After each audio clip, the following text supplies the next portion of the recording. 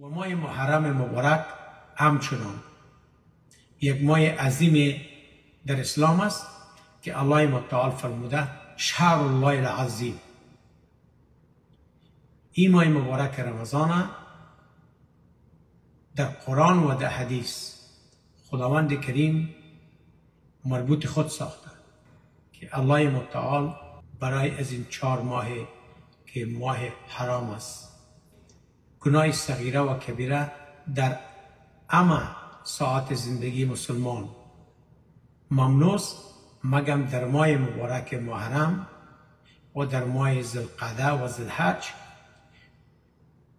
و ماه که رسول الله صلی الله علیه و سلم و مبارک خداوند به معراج دعوت کرد. رجب. این 4 ماه قطعا ماه حرام است. قطعا ماه حرام.